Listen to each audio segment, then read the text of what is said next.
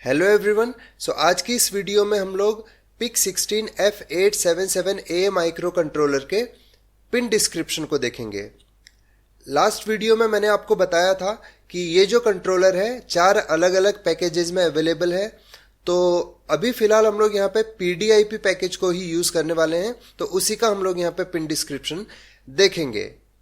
सबसे पहले अगर बात की जाए पावर सप्लाई से रिलेटेड पिंस की, तो पिन नंबर 11 और 32 जो है ये हम लोगों की VDD पिन होती हैं। ठीक है, तो यहाँ पे हम लोगों को पॉजिटिव वोल्टेज अप्लाई करनी होती है जिसकी रेंज 4 से लेके 5.5 वोल्ट के बीच में ही होनी चाहिए। सेकेंडली हम लोगों के पास पिन नंबर 12 और 31 जो है ये हम लोगों की VSS पिन है और इनको हम लोगों ने ग्राउंड से कनेक्ट करना है। इसके बाद हम लोगों के पास यहाँ पर क्लॉक पिन्स आती हैं।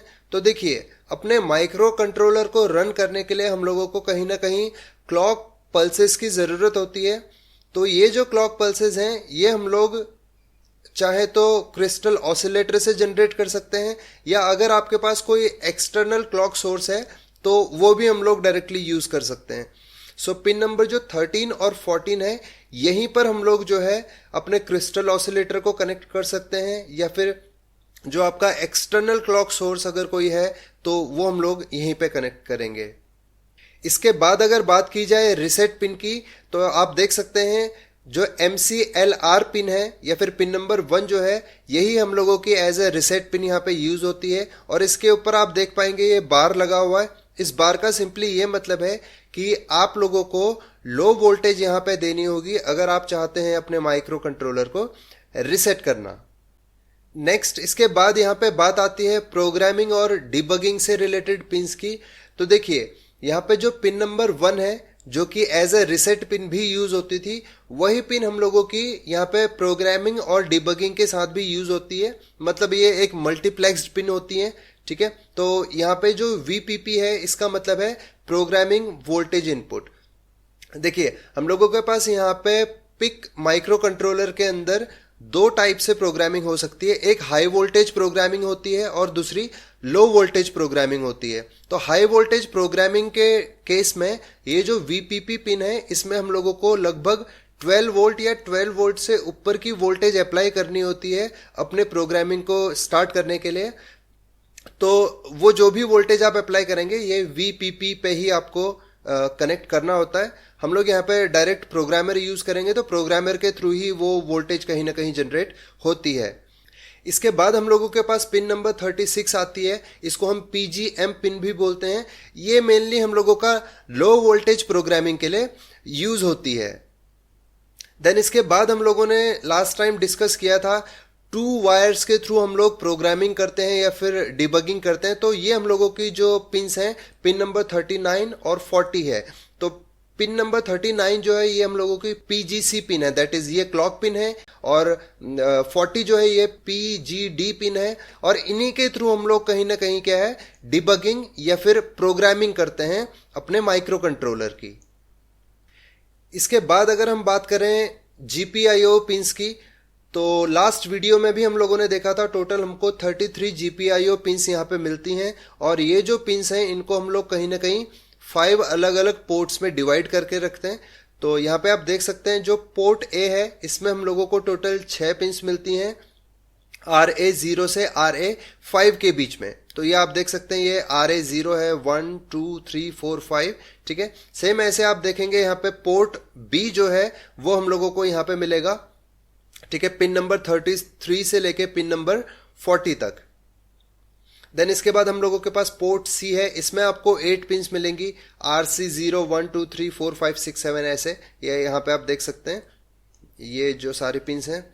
देन इसके बाद हम लोगों के पास पोर्ट D है, इसमें भी आप लोगों को 8 पिंस मिलेंगी RD0 से RD7 के बीच में। तो ये आप देख सकते हैं ये हम लोगों की RD0 1 देन 2 3 एंड देन इसके बाद 4 5 6 7। तो टोटल 8 जो है पिंस वो आपको यहाँ पे पोर्ट D के अंदर भी मिलेंगी। देन इसके बाद अगर बात की जाए पोर्ट E, तो इसमें हम लोगों को टोटल 3 ही पिंस मिलती हैं RE0 1 एंड 2। तो टोटल अगर आप देखेंगे तो हमको यहाँ पे 33 GPIOs मिलती हैं। इसके बाद देखिए एनालॉग टू डिजिटल कन्वर्टर से रिलेटेड पिंस हम लोगों के पास हैं। तो ये आप देख पाएंगे टोटल 8 चैनल्स हमको मिलते हैं AN0 से लेके AN7 के बीच में। तो ये आप यहाँ पे देख पाएंगे AN0, 1, 2, 3, 4, 5, 6, 7, ठीक है। ये हम लोगों की कहीं ना कहीं मल्टीप्लेक्स्ड रहती हैं हम लोगों के GPIOs के साथ ही। देन इसके बाद देखिए ADC कन्वर्जन के लिए हम लोगों को कुछ रेफरेंस वोल्टेजेस की भी ज़रूरत होती है।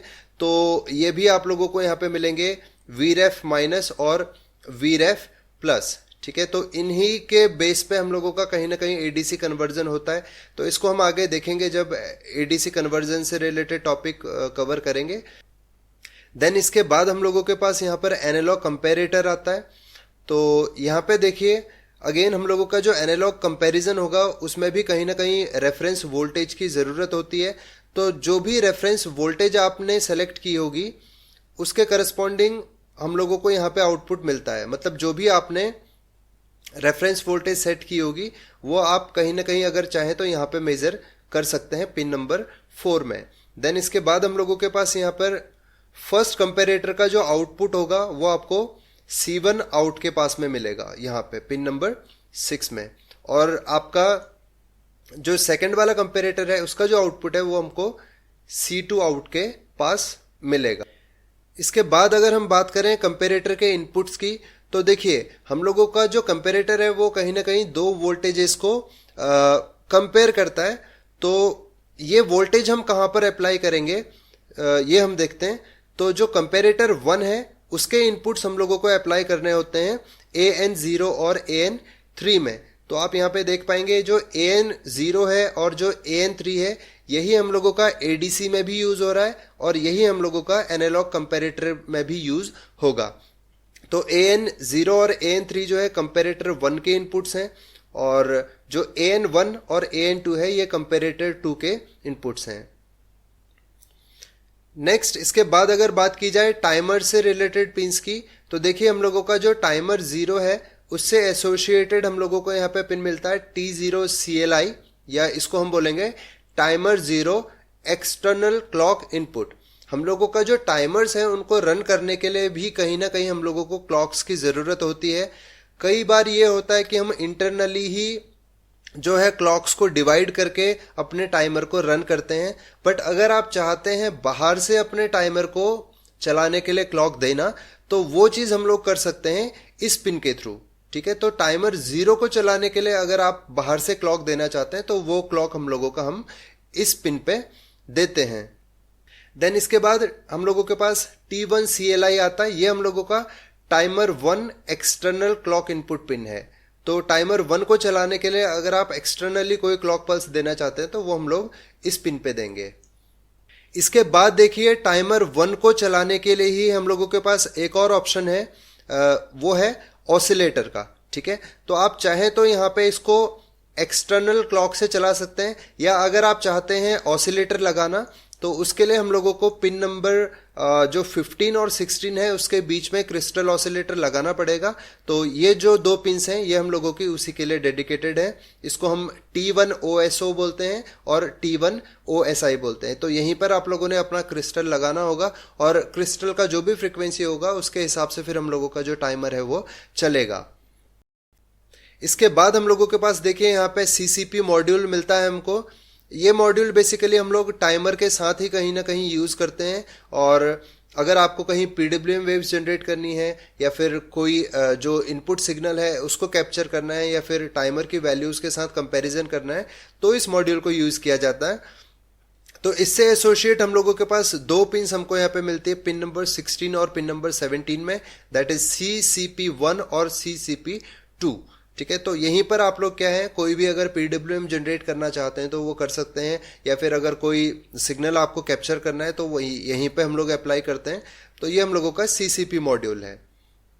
देन इसके बाद अगर बात की जाए इंटरप्ट्स की तो मैंने आपको बताया था टोटल 15 इंटरप्ट्स होते हैं जिसमें से एक हम लोगों का जो है वो एक्सटर्नल इंटरप्ट होता है। तो आप देख पाएंगे जो पिन नंबर 33 हम लोगों की है यहाँ पे आपको INT मिलेगा, यहीं पर हम लोगों का जो है एक्सटर्नल इंटरप्ट हमको मिलता है। इसके बाद हम बात करते हैं कम्युनिकेशन पोर्ट्स की। तो देखिए हम लोगों को यहाँ पे दोनों सीरियल और पैरेलल पोर्ट्स मिलते हैं। तो जो PSP है that is parallel slave port, इससे रिलेटेड अगर पिंस आपको देखनी है तो देखिए हम लोगों को, मैंने आपको बताया था टोटल 8 डेटा लाइंस मिलती हैं जो कि PSP 0 से लेके PSP 7 तक होंगी। यहां पे आप देख पाएंगे pin number 19, pin number 20, then इसके बाद 21, 22 एंड देन इसके बाद 27 से 30। तो टोटल ये आप लोगों को 8 डेटा लाइंस मिलेंगी अपने पैरेलल कम्युनिकेशन के लिए। देन इसके बाद मैंने आपको बताया था साथ ही साथ हम लोगों को 3 और यहाँ पे सिग्नल्स मिलते हैं, रीड सिग्नल, देन इसके बाद राइट करने के लिए और उसके बाद चिप सिलेक्शन के लिए। तो ये जो तीनों पिन्स हैं ये आप लोगों को मिलेंगे पिन नंबर 8, 9 और 10 पे। तो ये तो हम लोगों की बात हो गई पैरेलल कम्युनिकेशन की। इसके बाद अगर हम बात करें सीरियल कम्युनिकेशन की, तो इसमें हम लोगों के पास सबसे पहले यूजार्ड आता है। ठीक है, अब ये जो यूजार्ड होता है इसमें हम लोगों का असिंक्रोनस ट्रांसमिशन भी हो सकता है और सिंक्रोनस भी हो सकता है। तो असिंक्रोनस ट्रांसमिशन जब भी होता है तो उसको हम लोग यूआर्ट बोलते हैं। तो यूआर्ट से रिलेटेड हम लोगों को 2 पिन्स यहाँ पे कहीं ना कहीं चाहिए होती हैं, एक TX पिन है और दूसरा RX पिन है। तो ये आप लोगों को 25 और 26 जो पिन नंबर है यहाँ पे मिलेगा। वहीं अगर हम बात करें सिंक्रोनस ट्रांसमिशन की, तो उस केस में हम लोगों की ये जो पिन्स होती हैं वो CK और DT बन जाती हैं। दैट इज एक जो पिन होगी वो हम लोगों की as a clock pin use होती है, दूसरी जो है वो as a data pin use होती है। तो ये पिन्स भी हम लोगों की 25 और 26 नंबर पिन्स पे ही आपको मिलेंगी। इसके बाद हम लोगों के पास यहां पर आता है MSSP that is master synchronous serial port. मैंने आपको बताया था इसी के अंदर हम लोगों को I2C और SPI प्रोटोकॉल्स मिलते हैं। तो सबसे पहले अगर हम बात करें I2C की, तो I2C के केस में हम लोगों को यहाँ पे 2 पिन्स मिलती हैं, SDA और SCL। तो आप देखिए जो SDA जो है ये हम लोगों का कहीं ना कहीं एक डेटा पिन होती है। तो आप देख पाएंगे जो पिन नंबर 23 है इसमें हम लोगों का ये जो SDA पिन है वो हमको मिलती है। वहीं अगर बात की जाए SCL पिन की, तो ये आप लोगों को पिन नंबर 18 में मिलेगी। इसके बाद हम लोगों के पास यहाँ पर SPI प्रोटोकॉल आता है। इस प्रोटोकॉल में हम लोग 4 पिन्स यूज करते हैं डेटा ट्रांसमिशन के लिए। ठीक है, तो सबसे पहले आप देख पाएंगे SDO है that is SPI data out pin, ये आप लोगों का 24 नंबर पिन में आपको मिलेगा। देन इसके बाद हम लोगों के पास SDI that is data in pin है, ये आप लोगों का 23 नंबर पिन में इंप्लीमेंटेड है। देन इसके बाद हम लोगों के पास SCK आता है दैट इज ये आपका कहीं ना कहीं क्लॉक पिन है। ठीक है, यहाँ पे आप देख पाएंगे ये हम लोगों का 18 नंबर पिन में इंप्लीमेंटेड है। और इसके बाद हम लोगों को यहाँ पे मिलता है SS दैट इज आपका स्लेव सेलेक्ट इनपुट पिन, ये हम लोगों का इंप्लीमेंटेड है पिन नंबर 7 में। यहाँ पे मैं आपको बताना चाहूंगा जो SDO और SDI है इसको हम लोग मोजी और मीजो भी बोलते हैं, मास्टर आउट, स्लेव इन और मास्टर इन, स्लेव आउट। ठीक है, तो कहीं कहीं आपको जो है SPI से रिलेटेड मॉड्यूल्स मिलेंगे, वहां पे आपको मोजी और मीजो लिखा होगा और कहीं पे आपको SDO और SDI की तरह भी ये यूज हो सकता है। तो आपको कंफ्यूज होने की जरूरत नहीं है, कहीं भी मोजी मीजो भी अगर आपको मिलता है तो आपको समझ जाना है ये जो है SPI प्रोटोकॉल पे चल रहा है। सो ये हम लोगों का पिन डिस्क्रिप्शन है PIC16F877A माइक्रो कंट्रोलर का। आई होप आप लोगों को ये समझ आ गया होगा। फिर भी अगर आपके कोई डाउट है तो आप मुझे कमेंट बॉक्स में लिख सकते हैं। सो बने रहिएगा मेरे साथ। बने रहने के लिए चैनल को सब्सक्राइब जरूर कीजिए, अपने फ्रेंड्स के साथ आप लोग जरूर शेयर कीजिए जो इस टेक्नोलॉजी को सीखना चाहते हैं। So thank you so much for watching. जय हिंद, जय भारत।